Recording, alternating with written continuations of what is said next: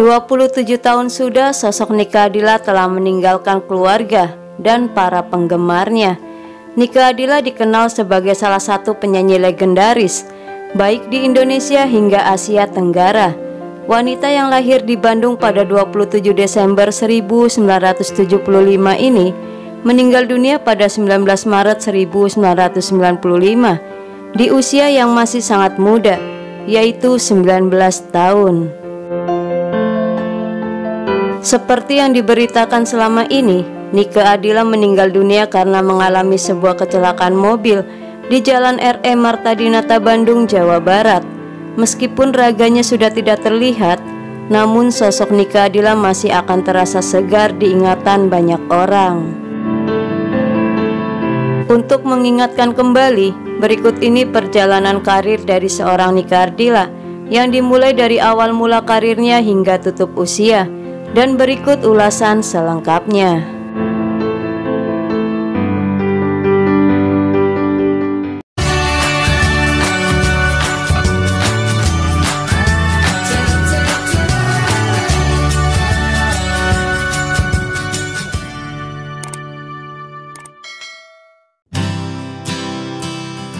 Segmen pertama, awal mula karir Nike Ardilla sebelum terkenal. Sewaktu kecil, Nike sudah mulai merintis karirnya dari panggung ke panggung. Bukan di panggung besar, tetapi Nike mengawalinya dengan bernyanyi di panggung-panggung kecil. Ya, dari kecil Nike memang diketahui sudah aktif dalam kegiatan-kegiatan yang berhubungan dengan kesenian. Mulai dari bernyanyi hingga mencoba menarikan tarian daerah, keseriusan Nike dalam menjajaki dunia tarik suara membawanya menjadi juara Harapan 1, lagu pilihanku TVRI, dan juara Festival Pop Singer HAPMI Kotia Bandung. Menariknya, saat itu Nike masih berusia 10 tahun. Meski sudah menjuarai sebuah perlombaan, Nike tetap berusaha menunjukkan kemampuan bernyanyinya kepada dunia. Setelah mengikuti berbagai macam festival menyanyi, Nike akhirnya ditemukan dengan produser musik cadas Dedi Dores.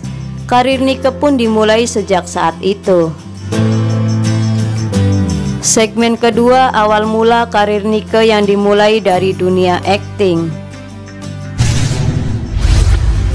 Nike mengawali karir dari dunia akting terlebih dahulu. Saat itu, di usia 11 tahun Nike menjadi pemain film Kasmaran bersama Ida Iyasa. 1 tahun kemudian, debut Nike menjadi seorang penyanyi Indonesia dengan merekam sebuah single yang berjudul Lupa Diri yang dimasukkan ke dalam album kompilasi Bandung Rock Power yang dirilis pada tahun 1987. Selain itu, Nike pernah membintangi sebuah film yang berjudul Ricky Nakalnya Anak Muda pada tahun 1990 bersama aktor tampan Rian Hidayat. Dalam film tersebut, Nike didapuk menjadi pemeran utama yang memerankan seorang tokoh Sita dan Lita. Beberapa film dan sinetron lainnya juga pernah diisi oleh Nike Ardilla, hingga sinetron yang terakhir dimainkannya yaitu Warisan Darah Biru 2 yang ditayangkan pada tahun 1995 silam. Segmen ketiga, kesuksesan album Nike Ardilla. Setelah menjajal di dunia akting, Nike kembali menunjukkan kemampuan bernyanyinya di hadapan publik. Nike berhasil menjual sekitar 500.000 kopi album pertamanya yang berjudul Seberkas Sinar pada tahun 1989. Saat album Seberkas Sinar dinilai cukup sukses, pada tahun selanjutnya Nike Ardilla kembali merilis album keduanya, yaitu album Bintang Kehidupan, yang awal peredarannya berhasil terjual hingga 2 juta kopi. Kesuksesan Nike Ardilla membawanya dijuluki sebagai Ratu Rock Indonesia atau Lady Rocker. Hal itu karena hampir semua lagu Nike Ardilla memiliki genre musik slow rock. Tak hanya itu saja, hingga kini masih banyak orang yang memutar lagu-lagu Nike Ardilla. Yang lebih mengejutkannya lagi adalah album-album kompilasi Nike Ardilla yang pernah dirilis. tercatat telah disaksikan berjuta-juta kali di platform YouTube. Segmen keempat, Nike Ardila memiliki fanbase yang besar dan luas. Tidak mengherankan jika Nike Ardila memiliki begitu banyak penggemar yang menyayanginya. Dari dulu hingga sekarang, masih banyak orang yang mengaku menjadi penggemar dari penyanyi legendaris Indonesia ini. Terbukti dari banyaknya jumlah pelayat yang berkunjung setiap tahun untuk mengenang hari kepergiannya. Mengejutkannya lagi, para penggemar Nike Ardila yang datang untuk berziarah berasal dari berbagai daerah di Indonesia, seperti Jakarta, Bandung, Banten, Padang, Samarinda, hingga Medan.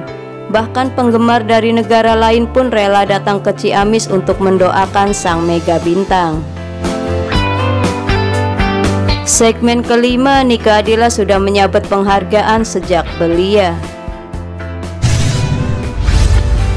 Kemampuannya di bidang seni sudah tidak perlu diragukan lagi. Karir Nike Ardila baik di dunia akting maupun di dunia tarik suara telah diapresiasi oleh banyak orang. Tidak hanya berasal dari warga Indonesia saja, kemampuannya juga diapresiasi oleh masyarakat internasional. Terbukti pada tahun 1991, Nike Ardila mewakili Indonesia di ajang Asia Song Festival di Shanghai, China. Pada ajang tersebut, Nike berhasil meraih juara 2 sebagai penyanyi pop terbaik se-Asia saat Nike masih berusia 15 tahun.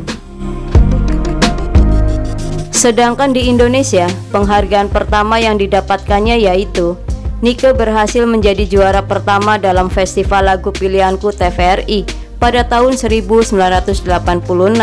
Setelah ketiadaannya, Nike masih mendapatkan penghargaan Triple Platinum Award untuk koleksi komplit album 2010 yang terjual hingga 500.000 kopi hanya dalam 2 hari saja.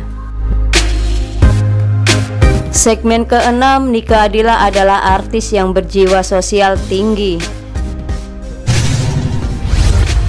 Meskipun mencicipi kejayaan sebagai penyanyi legendaris Indonesia, semasa hidupnya Nike Ardila dikenal sebagai sosok yang berjiwa sosial tinggi. Di usia belia, Nike diketahui telah membantu pembangunan sebuah sekolah luar biasa di Bandung. Nike saat itu membantu untuk membeli tanah yang berlokasi di Jalan Cipamokolan, Rancasari, Bandung, Jawa Barat. Sekolah yang awalnya berada di pinggir Jalan Soekarno-Hatta, Bandung itu kemudian diselamatkan oleh Nike dan pamannya. Berkat bantuan dari Nike, sekolah itu akhirnya dinamai dengan SLB BC Nike Ardila. Hingga kini, SLB BC Nike Ardila telah membantu anak-anak berkebutuhan khusus untuk merasakan bangku pendidikan.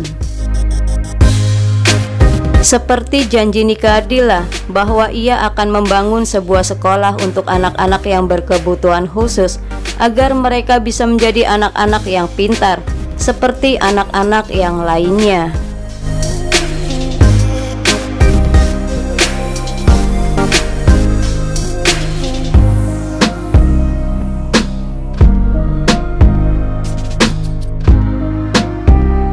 Semoga ulasan ini menambah informasi dan selalu bermanfaat.